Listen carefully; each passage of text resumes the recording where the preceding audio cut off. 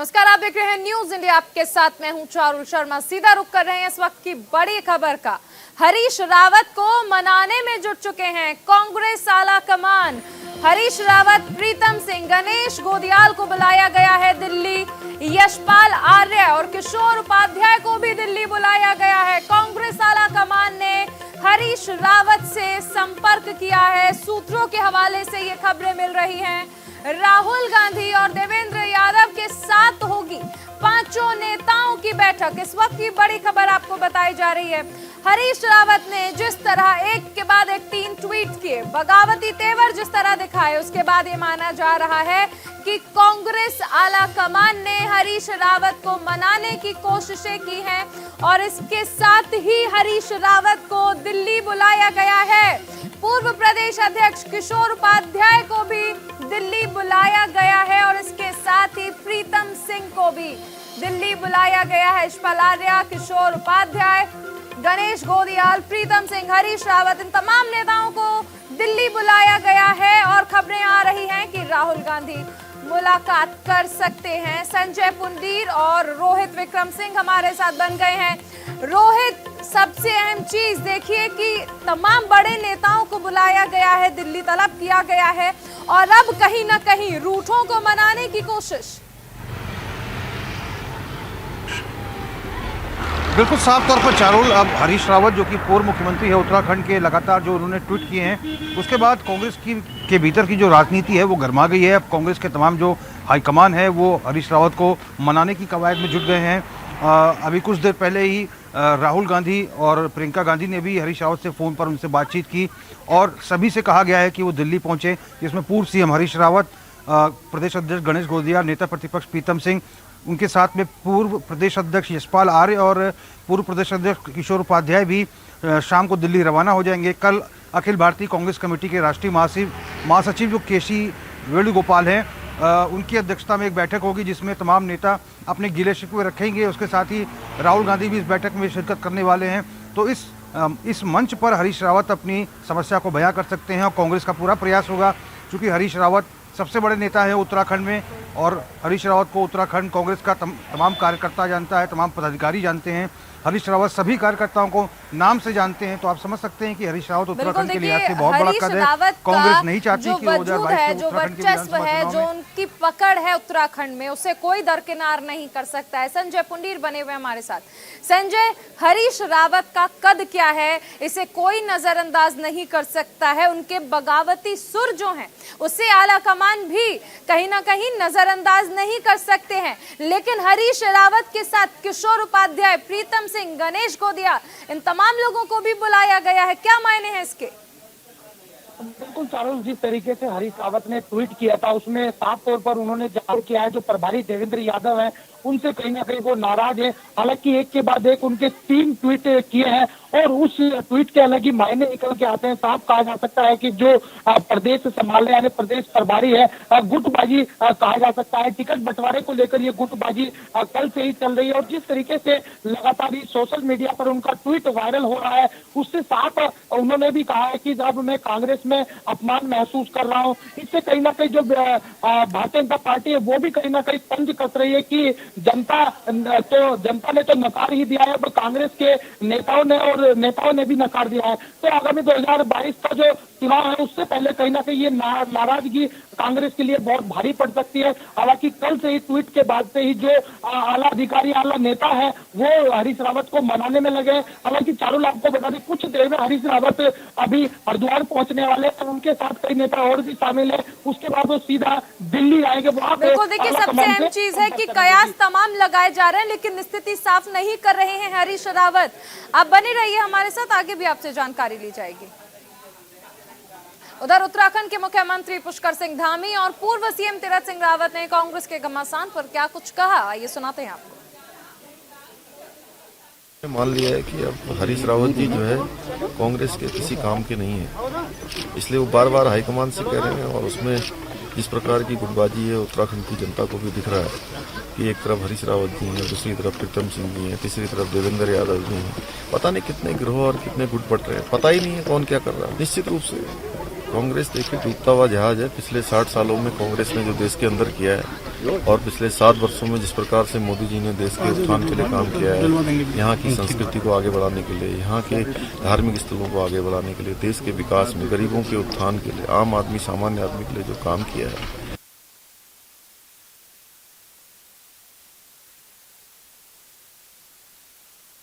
देखिए, माननीय हरीश रावत जी बड़े कद्दावर नेता है और कांग्रेस में भी मैं सोचता हूँ कि दिग्गजों में है कि जो कि पार्टी में काफ़ी लंबा समय उनका अनुभव है और मुझे लगता नहीं कि जो आज उनका दुख झलकता है और जो भाव प्रकट कर रहे हैं उसमें वो खरा उतरेंगे।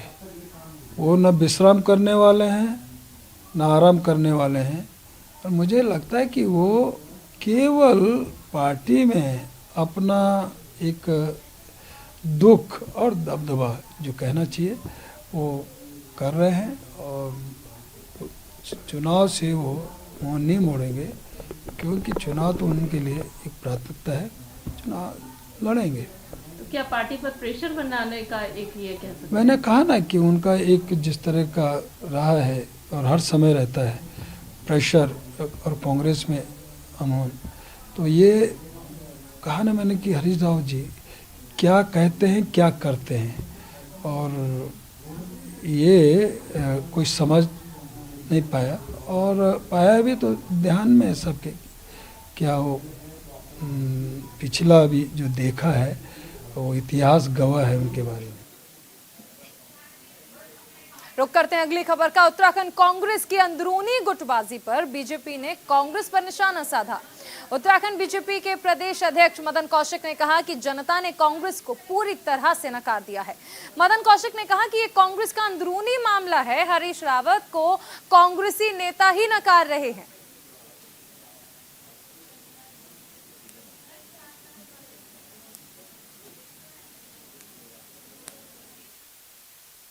मैंने पहले ही कहा कि ये किसी पार्टी का आंतरिक मामला है, इसलिए आंतरिक मामले पर हमें कोई बहुत ज्यादा कहने की आवश्यकता नहीं है।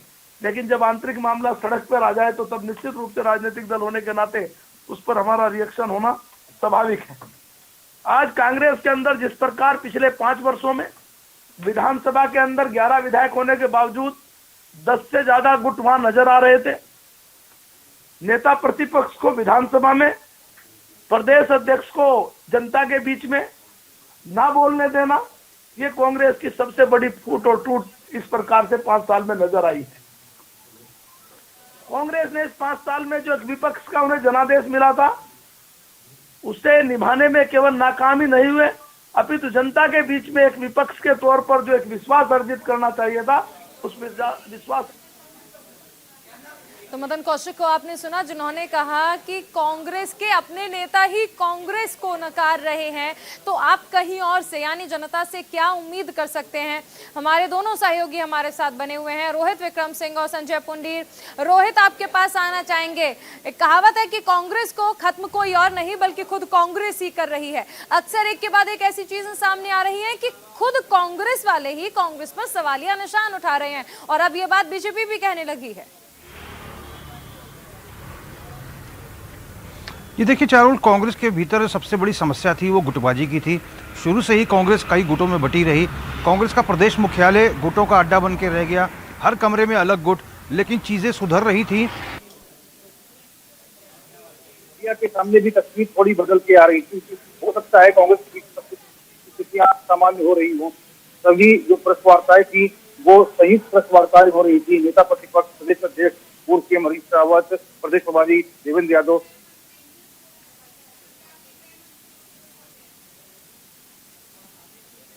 रोहित आप बने रहिए हमारे साथ, संजय भी बने हुए हैं।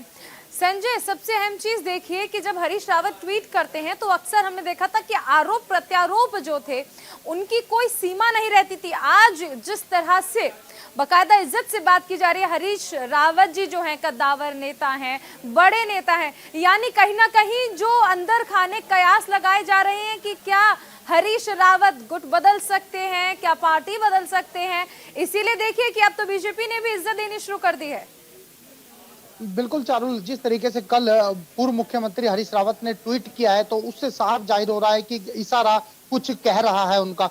और भारतीय जनता पार्टी को घर बैठे बिठाए एक मुद्दा मिल गया और कल से ही इस पर जो सियासत है वो घमासान है। हालांकि जिस तरीके से मदन कौशिक ने कहा है कि जनता ने तो छोड़ उनके अपने नेताओं ने ही उन्हें नकार दिया है, इससे साफ जाहिर होता है कि जो कांग्रेस के लिए वो आने वाला 2022 का चुनाव हो गया वो सफर बहुत मुश्किल का होगा। आगामी 2022 के चुनाव को लेकर जहां हरीश रावत एकजुट होने की बात कर रहे हैं, कांग्रेस एकजुट होने की बात कर रहे हैं, तो वही साफ देख सकते हैं कि जो आपसी कलह है वो कहीं ना कहीं कांग्रेस को ले डूबेगी। और जिस तरीके से कल से ही जो हरीश रावत है उनको मनाने में पार्टी के बड़े नेता लगे, हालांकि प्रियंका गांधी ने खुद संज्ञान लिया है और उन्हें दिल्ली तलब किया है। अब देखने वाली बात होगी दिल्ली क्या जाके चर्चा होती है और किस तरह से हरीश रावत को मना पाते हैं। जी चारू, बिल्कुल, देखिए हरीश रावत ने ऐलान तो कर दिया है कि अब विश्राम का वक्त आ गया है, लेकिन अगर हरीश रावत ने विश्राम कर लिया या दूसरे दल का साथ दे दिया तो ये कांग्रेस के लिए बड़ा झटका हो सकता है। संजय, बिल्कुल साफ कहा जा सकता है कि जिस तरह पिछले दिनों सबसे पहले त्रिवेंद्र सिंह रावत से मिले थे जो पूर्व मुख्यमंत्री हैं, हालांकि उसके बाद यूकेडी नेता से भी मिले थे, तो कहीं ना कहीं साफ जाहिर होता है कि जो हरीश रावत का यूं मिलना है वो किसी और तरफ इशारा करता है। और इससे जब मदन कौशिक से यही सवाल पूछा गया तो उन्होंने भी साफ कहा है कि पार्टी के दरवाजे हमेशा के लिए खुले। अब देखने वाली बात होगी किस तरह से जो पार्टी के आलाकमान है यानी कांग्रेस के आलाकमान नेता हैं वो किस तरह हरीश रावत को मनाते हैं, ये आने वाला वक्त ही बताएगा। जी चारुल, बिल्कुल आप बने रहिए संजय, आगे भी आपसे जानकारी लेंगे। सीधा चलते हैं हल्द्वानी, जहां सीएम पुष्कर सिंह धामी पहुंचे हैं।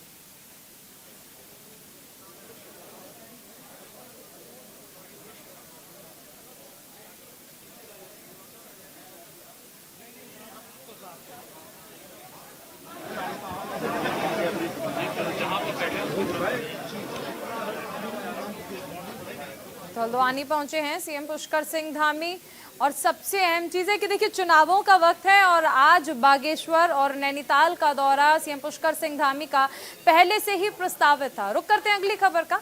अपने ऊपर लगे आरोपों पर बैकफुट पर आए हैं हरीश रावत। हरीश रावत ने ट्वीट कर बताया रोजमर्रा का ट्वीट। एक और बड़ी खबर आपको बता दें, हरीश रावत ने कल जिस तरह एक के बाद एक ट्वीट किए थे उसके बाद तमाम कयास, लेकिन फिलहाल तमाम कयासों पर पूर्ण विराम लगा दिया है हरीश रावत ने और कहा है कि रोजमर्रा के तौर पर ही मैंने ट्वीट किया था। ट्वीट में लिखा, अखबार पढ़ने के बाद लगा कि कुछ खास है। बीजेपी और आम आदमी पार्टी को मेरे ट्वीट को पढ़कर बड़ी मिर्ची लग गई है।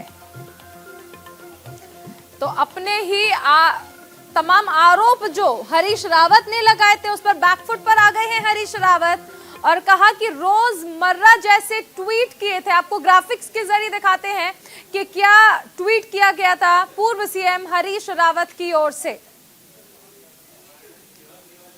तो बीजेपी और आम आदमी पार्टी को मेरे ट्वीट को पढ़कर बड़ी मिर्ची लगी हुई है। ये बातें हरीश रावत ने ट्वीट के जरिए कही हैं और अपने ही बयान से अब बैकफुट पर आए हैं। कल बगावती बोल और आज बैकफुट पर हैं हरीश रावत।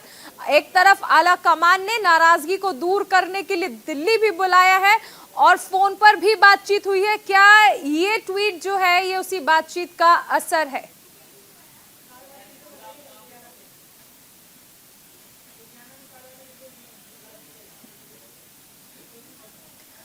तो बगावती बोल बोलने के बाद अब बैकफुट पर आ गए हैं पूर्व सीएम हरीश रावत। अपने संवाददाताओं से जानने की कोशिश करते हैं कि आखिर किस नजर से इसे देखा जाए। रोहित, आपके पास आना चाहेंगे। कल देखिए 3 ट्वीट किए जाते हैं, मैं परेशान हूं, विश्राम करना चाहता हूं, नया साल बताएगा कि नया रास्ता कहां जाएगा, और आज कह दिया कि रोजमर्रा के तौर पर ही ट्वीट किया गया है। क्या आला कमान से जो फोन पर बातचीत हुई है ये उसका नतीजा माना जाए या हरीश रावत मान चुके हैं अब आला कमान से बात करने के बाद? जी देखिए, कांग्रेस हाईकमान से जो विस्तृत बातचीत होनी है वो कल होगी। अखिल भारतीय कांग्रेस कमेटी के जो राष्ट्रीय महासचिव केसी वेणुगोपाल हैं वो मौजूद रहेंगे, राहुल गांधी मौजूद रहेंगे। लेकिन जो मोटी मोटी बातचीत प्रियंका गांधी और राहुल गांधी की हरीश रावत से फ़ोन पर हुई है तो कहीं ना कहीं उन्होंने हरीश रावत को समझाने बुझाने का प्रयास किया है कि अभी आप कोई बड़ा कदम मत लीजिए, आप दिल्ली आइए, दिल्ली में बैठ के आपसे चर्चा की जाएगी, तमाम और नेता मौजूद होंगे। देखिए चारुल, सबसे बड़ी बात यह है कि हरीश रावत को राजनीति का महारथी कहा जाता है और हरीश रावत लगातार जो है सोशल मीडिया के जरिए अपने आप को एक तरह से सीएम पद का दावेदार प्रोजेक्ट करते रहे, लेकिन पार्टी के भीतर से उनको सीएम पद का चेहरा प्रोजेक्ट नहीं किया गया था। तो कयास ये लगाए जा रहे हैं कि हरीश रावत प्रेशर पॉलिटिक्स बनाकर अब 2022 के विधानसभा चुनाव में अपने आप को सीएम पद का चेहरा कांग्रेस की तरफ से घोषित करने को लेकर वहां पर मांग उठाएंगे, क्योंकि हरीश रावत का जनाधार बहुत ज़्यादा है। यहाँ पर तमाम सर्वे भी हुए हैं जिनमें मुख्यमंत्री पद की पहली पसंद हरीश रावत को बताया गया है। तो एक तरह से प्रेशर पॉलिटिक्स है। शायद कल हाईकमान इस बात पर राजी हो जाए कि हरीश रावत को आगामी 2022 के लिए पॉलिटिक्स है या फिर कुछ और। संजय भी हमारे साथ बने हुए हैं। संजय, कहावत है कि सुबह का भूला अगर शाम को घर लौट आए तो उसे भूला नहीं कहते, और हरीश रावत पर अब ये कहावत जो है वो चरितार्थ नजर आती है। बिल्कुल चारुल, जिस तरीके से कल से इनके ट्वीट पर घमासान था, उसी को देखते हुए आज फिर एक ट्वीट इनका सामने आया जिसमें साफ तौर पर इन्होंने कहा है कि आप और भारतीय जनता पार्टी को ट्वीट देखकर मिर्ची लगी है, और इन्होंने कहा है कि रोजमर्रा की तरह मैं ट्वीट करता हूं। तो इससे साफ जाहिर होता है जिस तरीके से आला कमान ने इनसे फोन पर संपर्क साधा है। हालांकि राहुल गांधी खुद और प्रियंका गांधी ने भी इनसे बात की है, तो इसी का कहीं ना कहीं असर यहाँ कहा जा सकता है। और कल से जिस तरह इनका ट्वीट के ऊपर एक के बाद एक सोशल मीडिया पर वार हो रहे थे, तो वहीं अब जो इनके नेता थे वो भी इनको मनाने में लगे थे। अब साफ जाहिर हो रहा है कि जो हरीश रावत है वो मान गए हैं। ये तो आने वाला वक्त ही बताएगा कि 2022 के जो चुनाव है उनको लेकर के अब आगे की रणनीतियां क्या रहेगी, किस तरह जनता के बीच पहुंचते हैं और किस तरह एकजुट का ये परिचय देते हैं। जी देखिए, कहीं ना कहीं से प्रेशर पॉलिटिक्स तो जरूर कहा जाएगा, और कांग्रेस के बड़े नेताओं के लिए ये प्रेशर पॉलिटिक्स करना बहुत आसान भी हो गया है। बहुत शुक्रिया इस तमाम जानकारी के लिए। अभी रुक रहे हैं एक छोटे से ब्रेक के लिए। आप बने रहिए न्यूज़ इंडिया के साथ।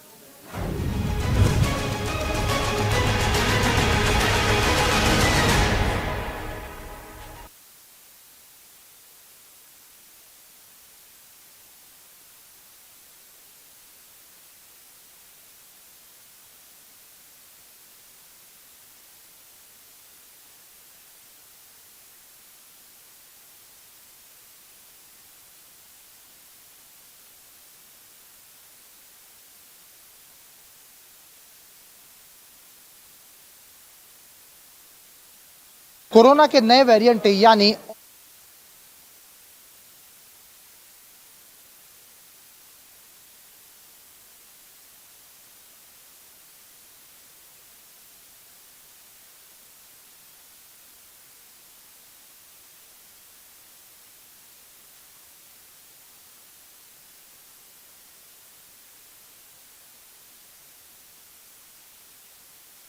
कहा जा सकता है कि अगर यही हालात रहे, यही लोगों ने लापरवाही बरती, तो पहले जैसे हालात एक बार फिर हो जाएंगे। क्या नाम है आपका? दिनेश।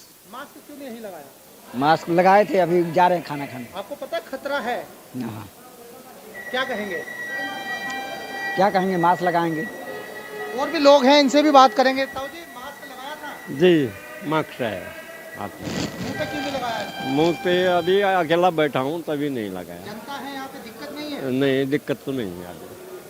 तो पूरी तरह कुछ लोग मास्क लगाए हुए दिखाई दे रहे हैं, कुछ लोग लापरवाही करते दिखाई दे रहे हैं। और भी तस्वीर हम दिखाएंगे। अम्मा जी है, अम्मा जी ने मास्क लगाया है, कुछ लोगों ने लगाया है। यहाँ पे और भी लोग हैं, कुछ लगाए हुए दिखाई दे रहे हैं तो कुछ लापरवाही करते दिखाई दे रहे हैं।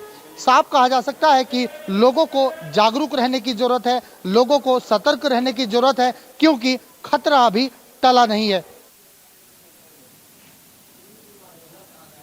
बिल्कुल, तो सावधानी बरतनी बहुत ज्यादा जरूरी है। ओमिक्रॉन का खतरा लगातार बढ़ता जा रहा है।